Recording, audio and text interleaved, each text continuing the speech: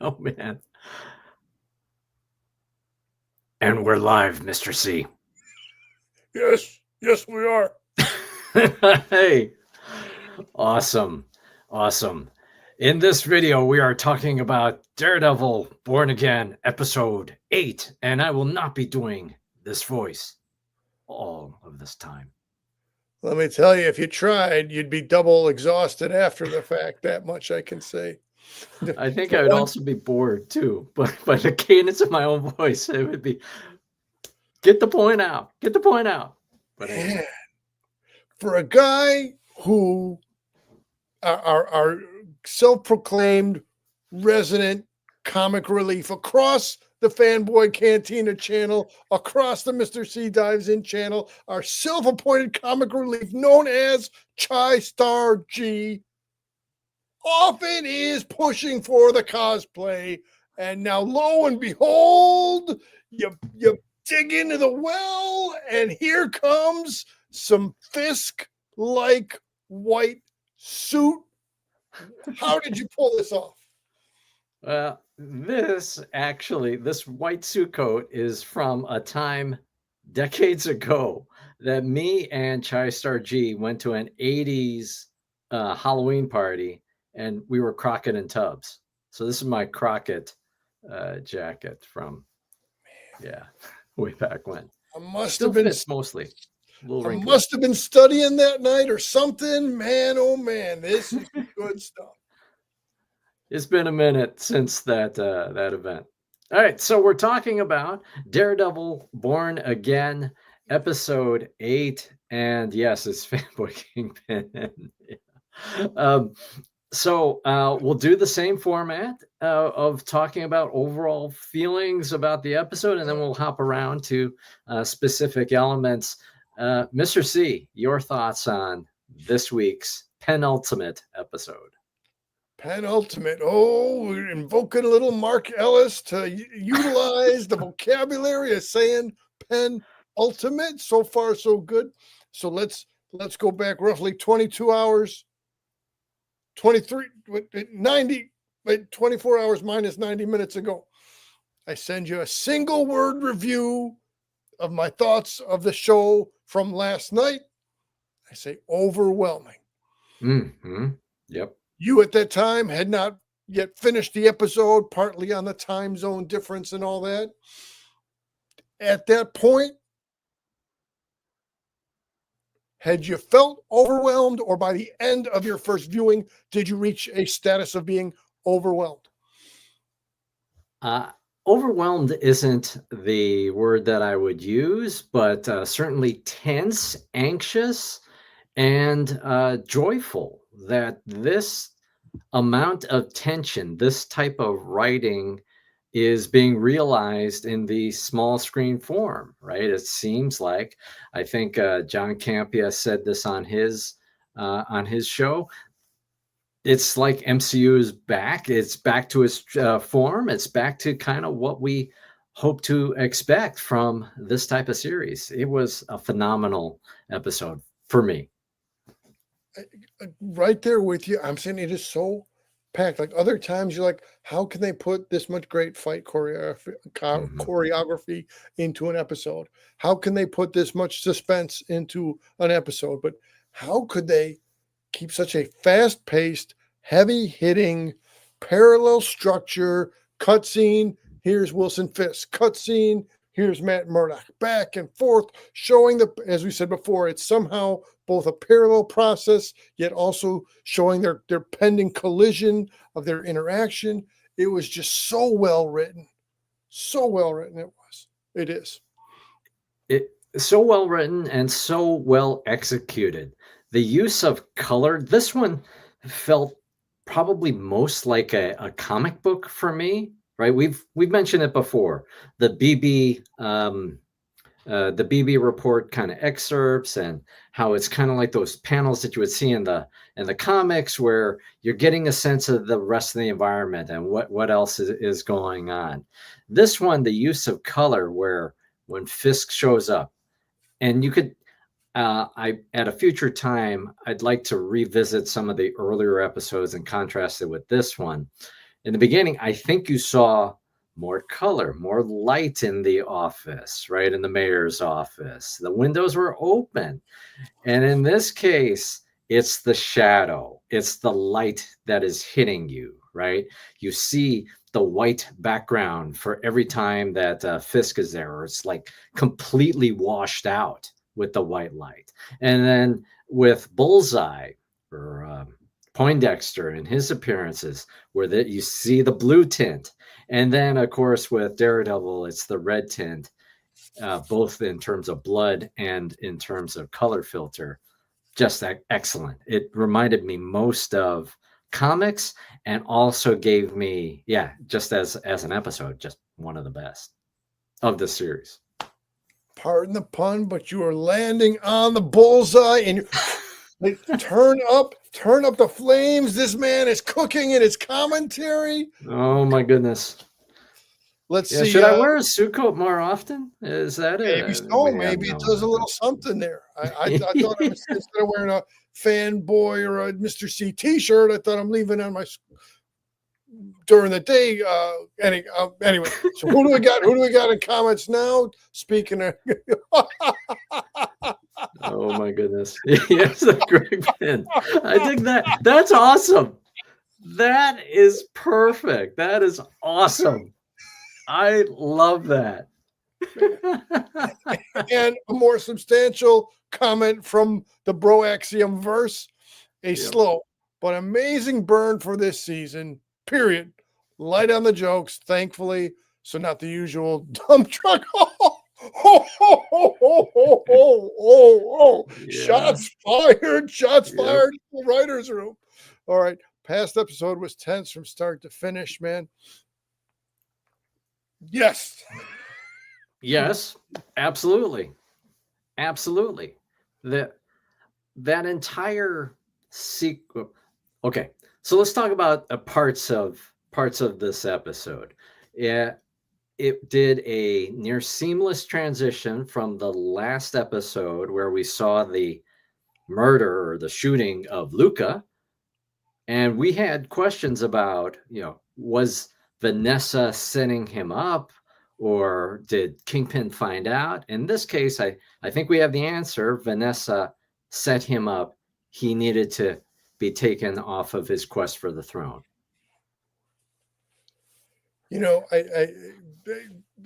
I hate to go a pivot away from what Chris just said about tamping down the jokes, but this is the review. This isn't the actual show. So I'm going to pull, obviously, Hell's Kitchen is in New York. So obviously this is some East Coast referential material, which brings me to a certain classroom in a certain municipality of Brooklyn.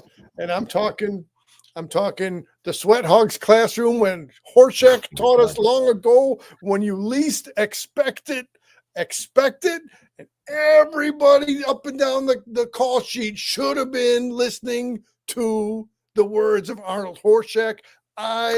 Whether I'm smart or not smart, I did not see it coming that Vanessa was the queen pin, that Vanessa was the driving force. Like maybe it was a consideration. She was reluctantly keeping the doors open for the Kingpin Mafia Empire. But oh no, she's like, all right. Sleeves were rolled up, orders were given, murders were executed. I mean, wow. Yeah. In the beginning of the episode, you think that, oh, okay, that Bullseye is being released into Gen Pop is the act of Kingpin, that it was based on his, and I think it's explicitly said that it was from the mayor's office of how that happened. So you start to see Fisk seemingly exerting his literal muscle in creating change and in trying to get Bullseye killed. Also, the resolution of the Adam storyline here.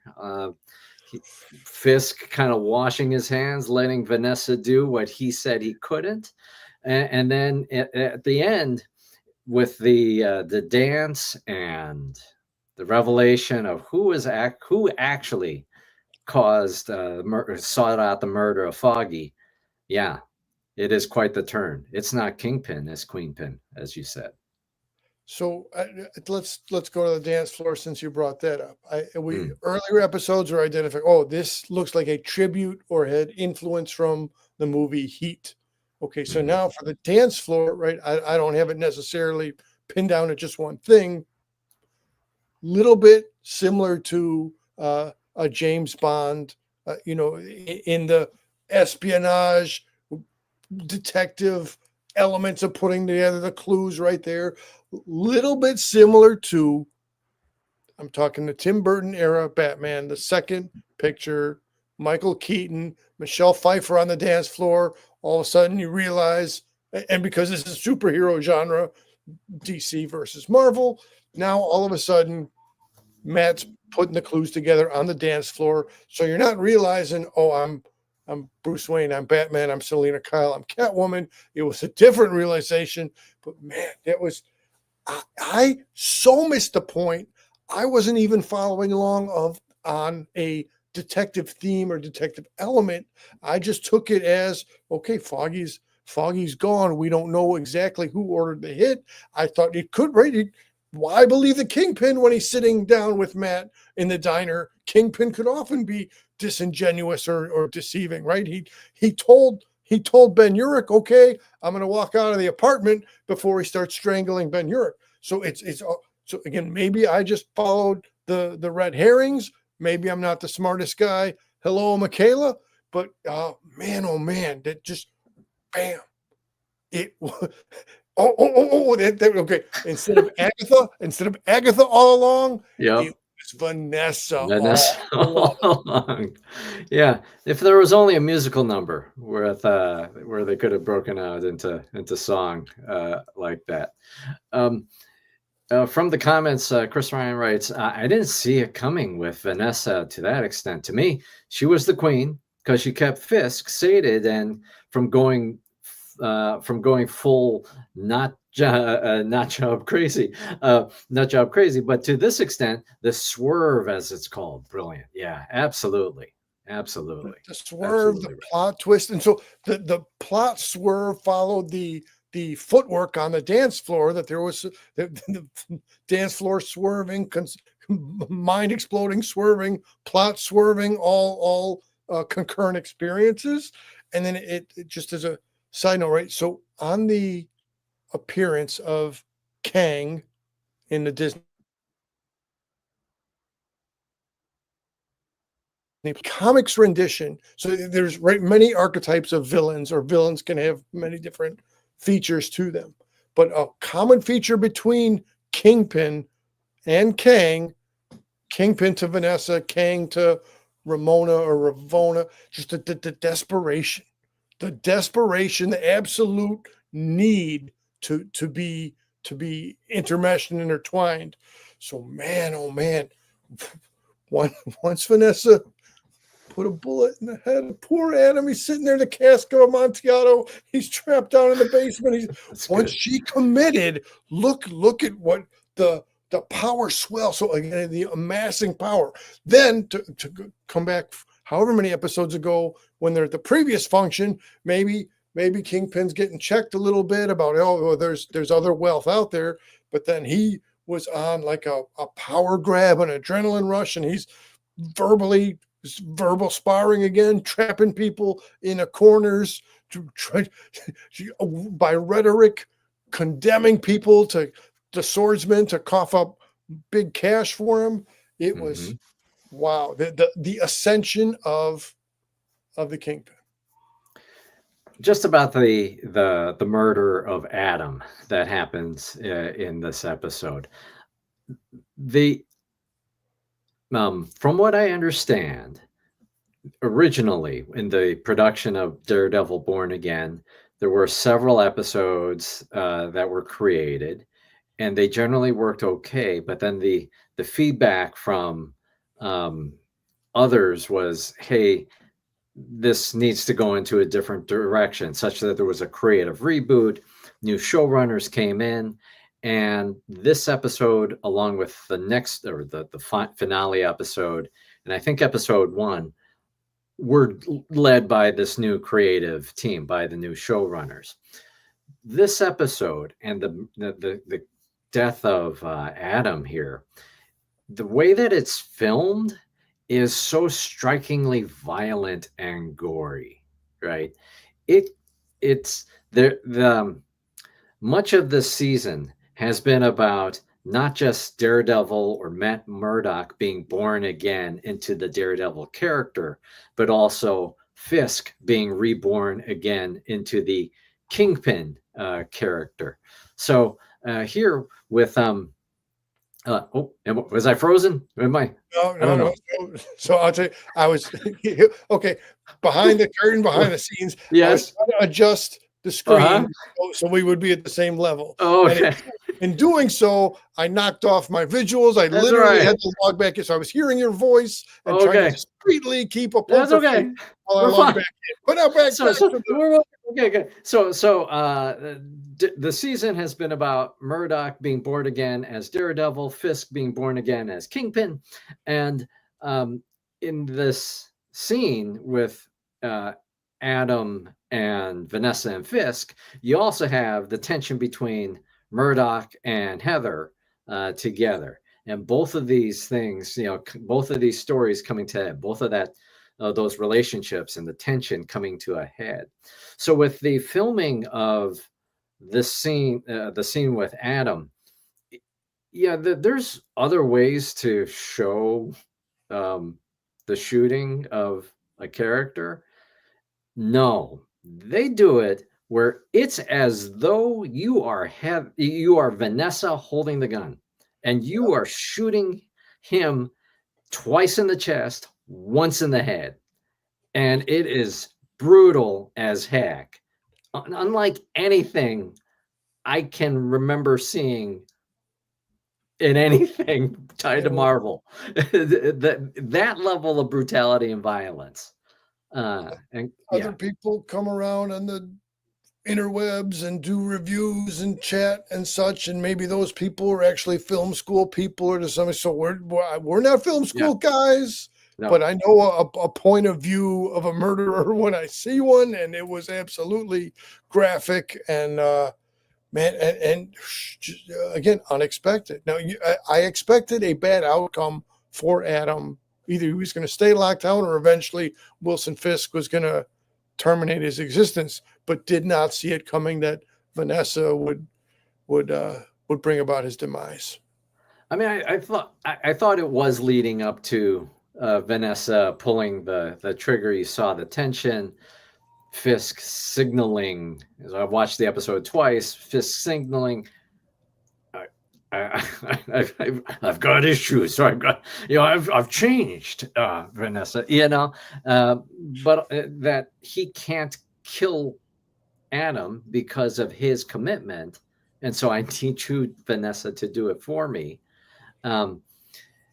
There's a scene right before before you see the blood spatter on the wall, where the two of them are putting their heads together. They've got a tender moment, and it's as though the gap between them is forming a little heart beneath their chins.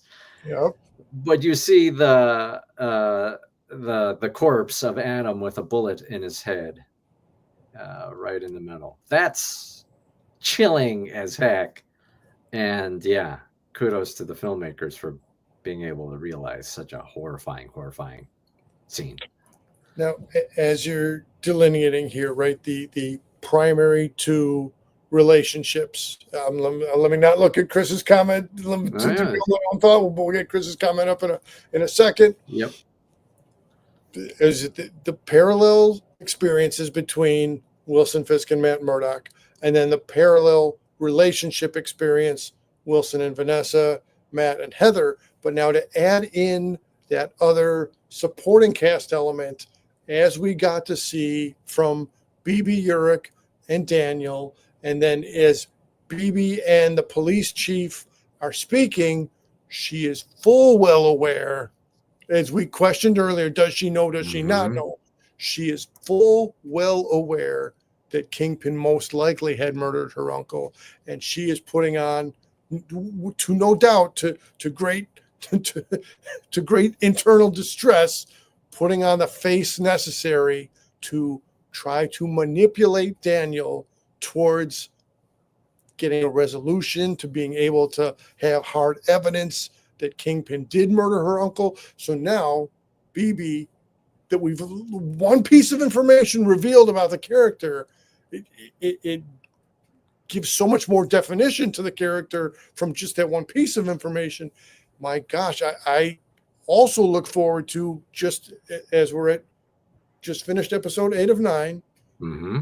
Last time we were at 7 of 9. Yes. Okay, so but now, just we said we didn't want to see stuff get crammed in, but we said will Punisher show up, will Bullseye show up, but now BB, limited amount of screen time but big impact. And now, jumping one thing into the next, I have to anticipate Bullseye's getting some more screen time in episode 9. Otherwise, how do you even move through anything of the show?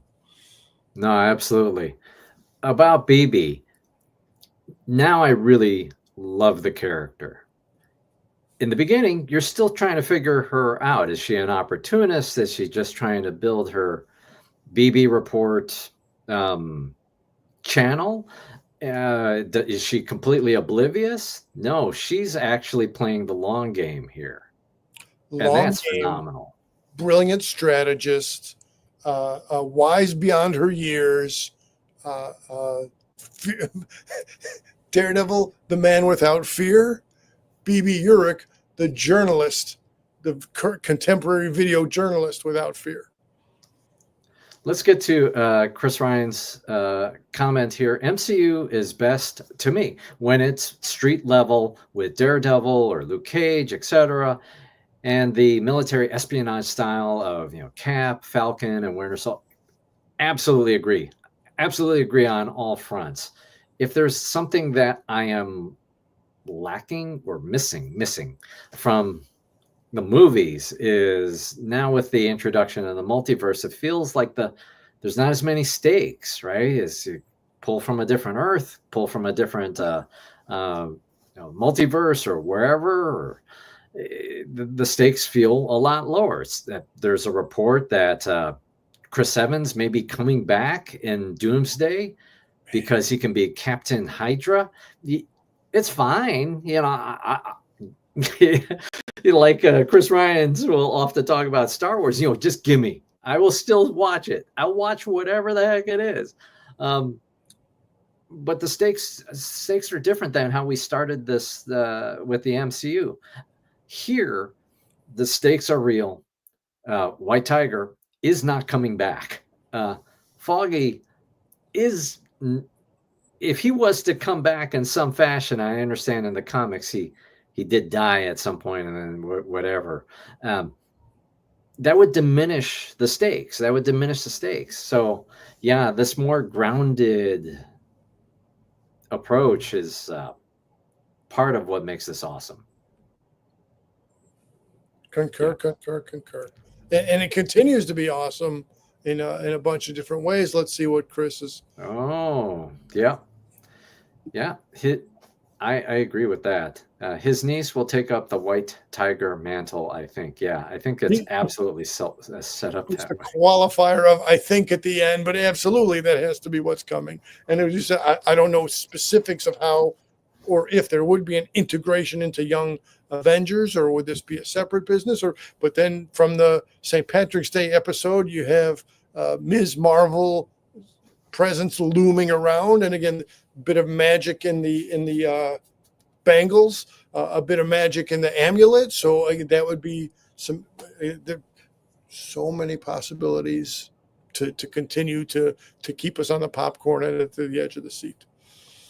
So I'm going to hop us around a little bit. Question that I was wrestling with: has Daredevil ever killed somebody, either in the show or in the comics? I've read up a little bit. It has happened in the comics, at least. Not sure about the show. I didn't get far enough.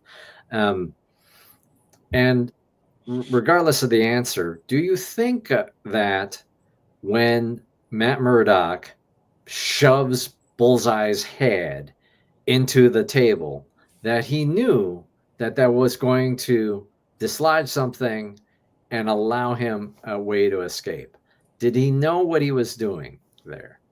Let me go your second question first, and Yeah. then after we'll see if I can retain your first question, or if I have to ask you, can you pitch the question again? Yeah. But I'm going to say, in that moment, uh, Matt is too blinded by rage. He's still grieving Foggy, right? So he does all this repression of the emotion, or all the rage, the major impact losing Foggy had on him, and now here he is back in the same room with Bullseye, who's poking, like it was bound to happen. So I have to believe then Matt, as the human being with emotions, did not care in that moment. It was just time to slam his head down repeatedly and then lie to the guard about it. I like the little insult to injury that came at the end, but I also have to think that it was not Matt's goal to give Bullseye a loose tooth that he would be able to utilize as a weapon. Like, Matt wasn't trying to sacrifice anybody else working in the. Yeah, I don't know. I don't know. Right? The entire time with Bullseye, I'm like waiting for what ultimately happens. Somebody needs to touch him, give him a paperclip or uh, a nut or something. The types of kills that happened in Daredevil with Ben Affleck and Colin Farrell, right? I'm looking for, is he going to get in contact with anything, because that's going to be his route for escape. You just kind of expect it. So did Murdock necessarily know what was happening? Because the lead up to that moment of shoving him, banging Bullseye's head into the table is, hey, I can give you, who actually ordered the hit. I can, I'm looking for a way out. I'm looking to make a deal here. Um, don't you good guys stand up for your worst enemy? He's looking for a way out. He's looking for a way to not get killed in Gen Pop here. My first watch suggested, or first and second one, both times that I've watched it, I kind of think that Murdock did that knowing that it may have allowed him a way to escape, out of his shackles. But then in doing that, right, 2 people die. Yeah.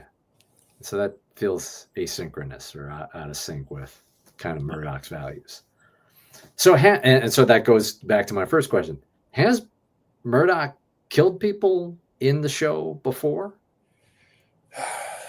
So comics again, let's say at least in the early comics, Marvel was on no kills, and it was.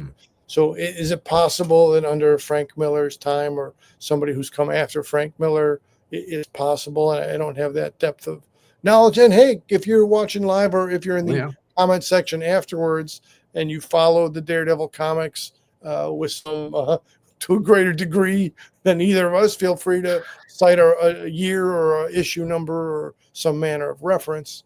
But I got to figure that because in the Netflix era, in the earlier seasons of Daredevil, that was the defining difference. That was the verbal argument, the physical argument between Daredevil and Punisher.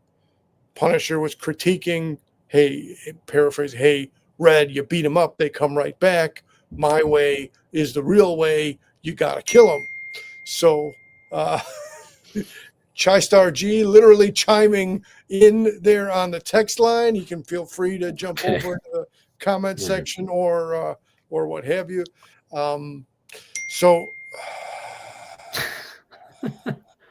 Anyways, yeah. So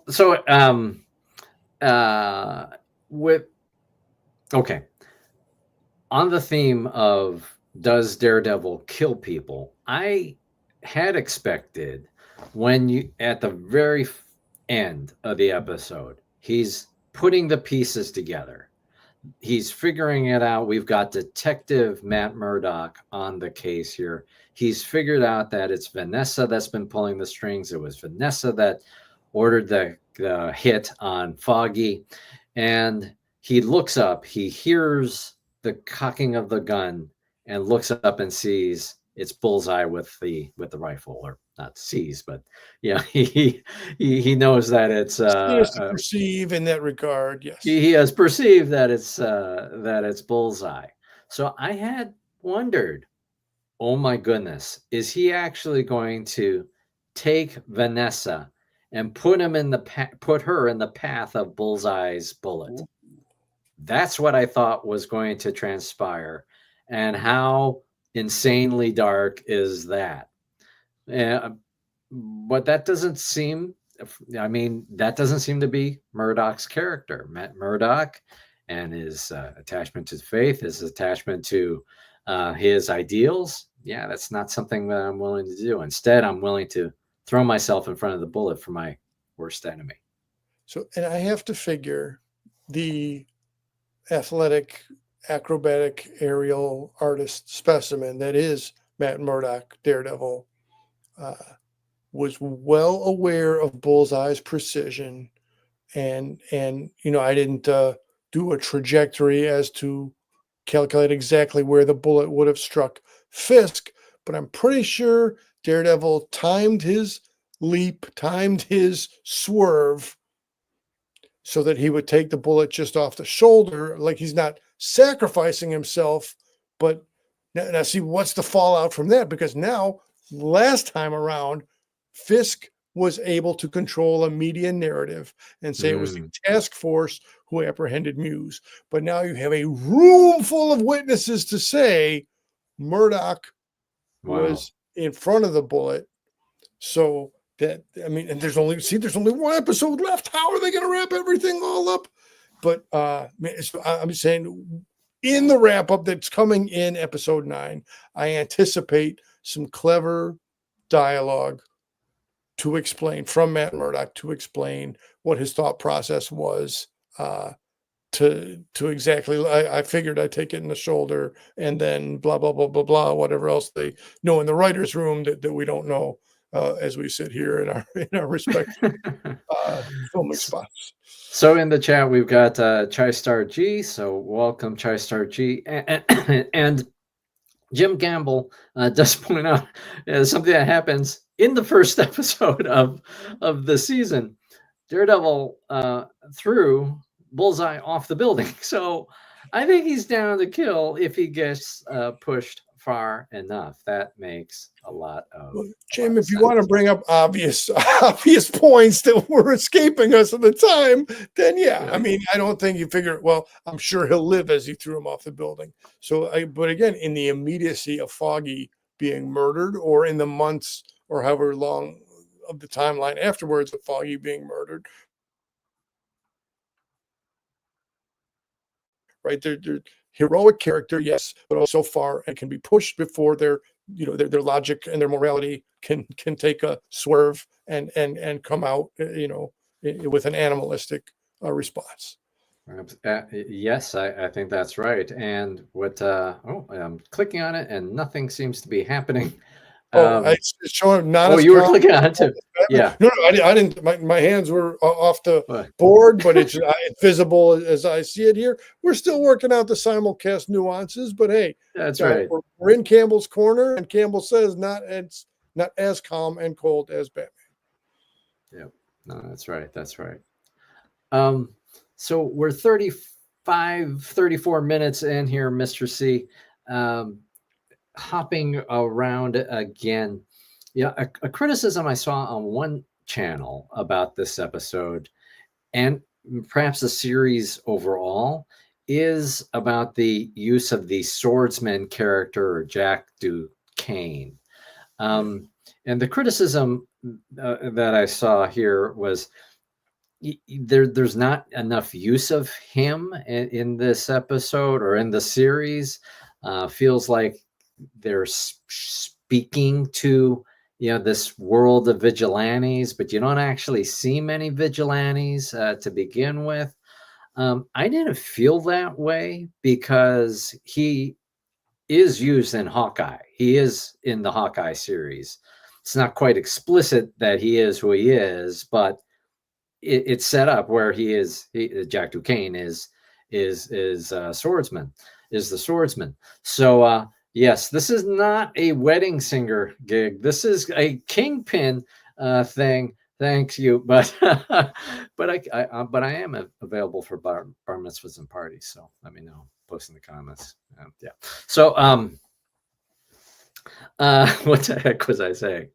I completely threw myself off. Duquesne, the Oh swordsman. yeah, Jack Duquesne. So no, yeah, if you were Crockett or if you were Tubbs, then whichever one he was, don't let either Crockett or Tubbs from the comments derail the flow of the swerving here. We're trying to say a critique of the swordsman is he's been underutilized in this show. I think he's spot on. It's a cameo appearance. You can't waste all the swordsman's sword play and whole ambiance and vibe and mystique. You just got to give a little sprinkle of it. Again, just like in the comics, character 1 shows up in the book of character 2 just for a couple panels to try to get you interested to come back over to character 1's book. So in that same way, I think the greater function of Swordsman here is to absolutely first give a shot to Kingpin, then be set back on its heels from Kingpin to set up, like again, the next round or the next volley. I expect Swordsman not to be in episode 9, but to be in a position where he's going to strike out against Kingpin. Again, the long game. And again, he is a Hawkeye character. So we will eventually see more swordsmen in the Hawkeye show. I am not sure Swordsman lives after tomorrow's next week's episode. So I'm landing differently. Lots of people off. Yeah, I'm thinking. So with this episode, so much tension. There's that feeling of dread and anxiety all throughout, right? Even Deputy Mayor Daniel. Daniel, thank you. Played by Michael Gandolfini. Yeah, I was going to say Mini Gandolfini there. Even with Daniel, right? He even calls it out that either people want to be in the room with Kingpin or they're afraid to be called in there, right? So there's that feeling of dread. I had these Red Wedding feelings, right, from Game of Thrones. There's just this dread that you have watching that entire black and white dance sequence. And when Swordsman or Jack Duquesne gets pulled in, he is somewhat defiant there. He is somewhat, we don't see the entire conversation between Fisk and Jack, but it's not like there's the pat on the shoulder. Yes, I'll do whatever you say, Kingpin. It is a little bit defiant. So with the anti-vigilante task force and the level of brutality that they're capable of, deep frying a journalist's hand, no less. Yeah, I don't know. I like that. I mean, it was well written, but I did not want to see it. I did not like it. I cannot begin to imagine the amount of pain. I was changing the light bulb, and I put a tiny, maybe get a blister on your thumb. I cannot imagine the amped up degree of pain to have your hand dunked in the deep fryer. Terrible. But if I may, my theory, my position is you need swordsmen in the Hawkeye show to create tension there, to be a foil, pardon the pun, for young Hawkeye Kate Bishop. So if in fact, so let's do the math. Then how do you take swordsmen off of the table for his appearances in Hawkeye? Yeah. This is true. Yeah. I guess we'll find out next week whether Jack lives. Another question for you. With the character of Buck, right? So this is briefly, we talked about Daniel. I guess we could get to Sheila, the other character in his circle, in Kingpin's circle. But the character of Buck, Buck is the one that delivers the invitation to Dr. Glenn, and um, it has been an active character all throughout, as kind of serving both sides or both functions of running the mayor's business, but then also running, Kingpin's business, or being involved in the Kingpin affairs as well. Do you think that Buck is working for Vanessa, or is Buck really truly working for Oh, I Fisk? didn't even think of that, not even for a second. I have no way of knowing now because, again, with the duplicitousness that they pitched on us with Vanessa to date, then Mhm. it could absolutely be the case that the Buck is under the thumb of Vanessa. I'll say this with a degree of snideness. So in the OG series, I keep saying the Netflix season. So there's the character of Wesley, like Kingpin's like right hand guy, his goon, his lieutenant. Uh, got on the wrong side of Karen Page, and Karen Page put an end to him, which was I suppose you could say within context a pleasant surprise. Hmm. But maybe Buck should stay away from Karen Page. Maybe history will repeat itself and Buck will go the way of Wesley. We'll have to see. We'll have to see. We'll have to see. In the chat, Chris Ryan's writes, "Wait till you see how the anti-vigilante force looks in season 2. Bunch of scumbags." Yeah, yeah. Yeah. I am curious. Given that we only have one episode left, will we see Frank Castle reappear? That would seem terrible if it was reduced to just a cameo several episodes ago. Could there be actually um, a coming of the Punisher against the anti-vigilante task force?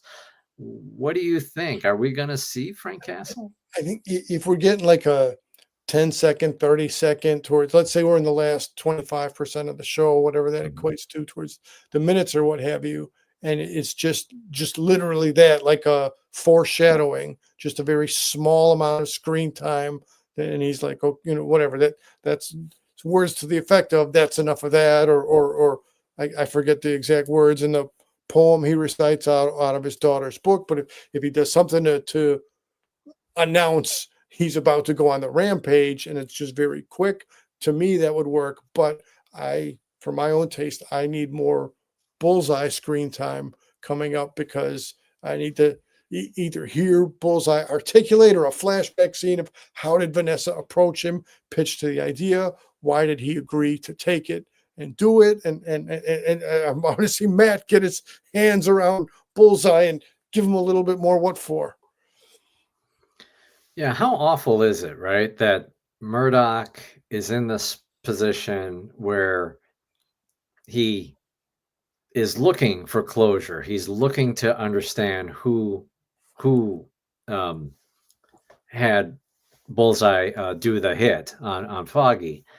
But that means he has to work with Foggy's killer. He has to work with Foggy's killer to get to the truth, to get to the bottom of this. Is there going to be Are we going to be in a position where there's a Bullseye and Daredevil team up in the finale? How horrific and awful of a position that is. Um, yeah, I guess And we'll then with find the, out. with the, with the setups and callbacks. So again, Foggy's dead. Matt committed to not wearing the red suit, but then came to pass and morally compromised the ethical dilemma, could not avoid the call to action, had to respond to the call to action, lest the niece of White Tiger be murdered by Muse. So now are we going to see if that was the setup and now that we're going to see the callback, will there be another intersection of an ethical dilemma and Matt will have to align with Bullseye to whoa, man. Good writing again. Yeah, yeah, fantastic writing. Uh, I'm looking off to the side. I think I've covered most of my notes here. What do you got, Mr. C? I'm good for the episode. Again, like one more to go.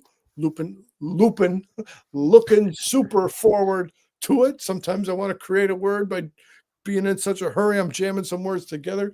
Looking forward to episode 9 without question. What are we going to do with our oh well, maybe then we'll get to the long-awaited anticipated, always in pre-production but as yet to manifest, the hates horror movies series that we've been Yes. talking about doing.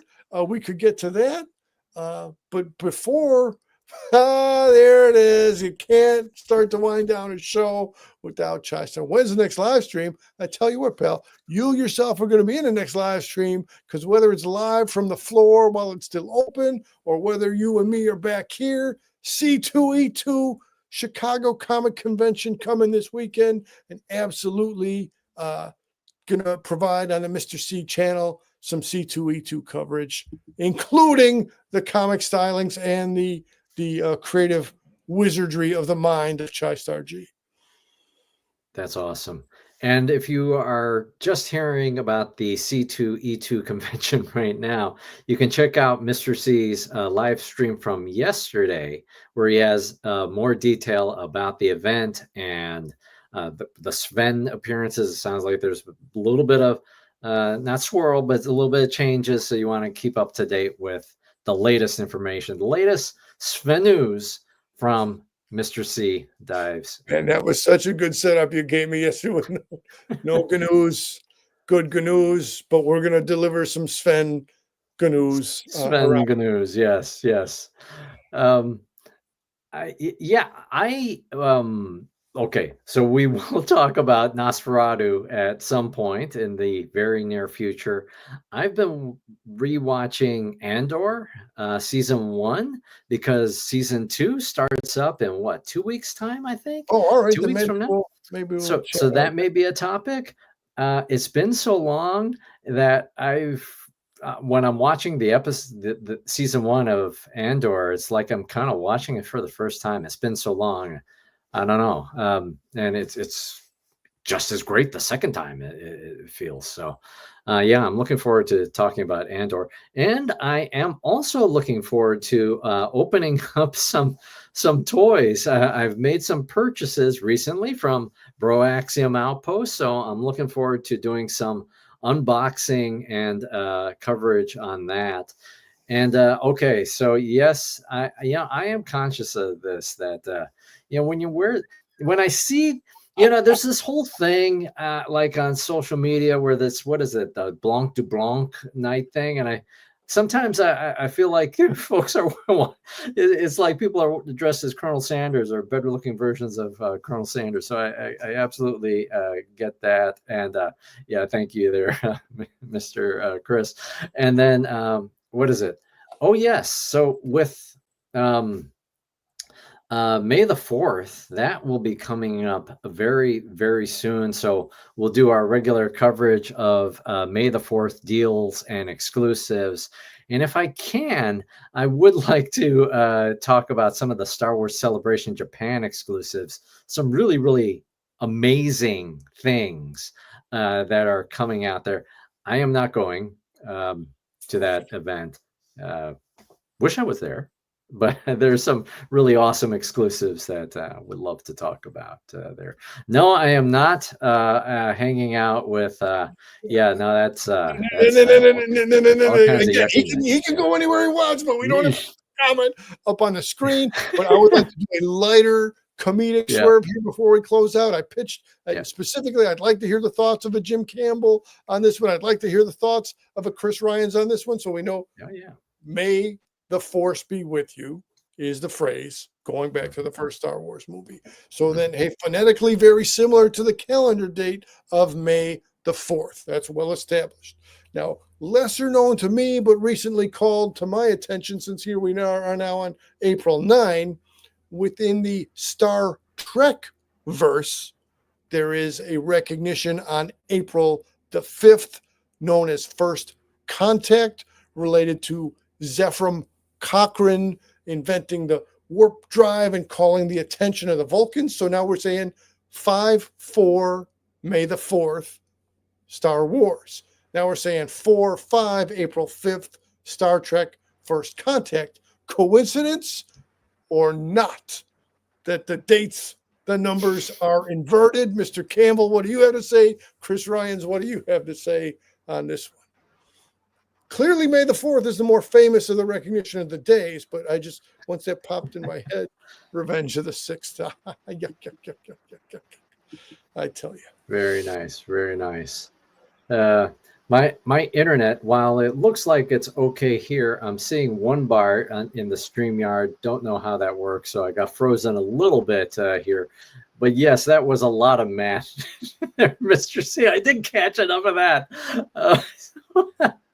Oh boy, yes. Okay, since I love both Trek, War, yeah, and yeah, I'm all about it. Awesome, awesome, and this is exciting news. Looking up ahead, yes, a May the 4th sale coming to the Broaxium Outpost coming soon.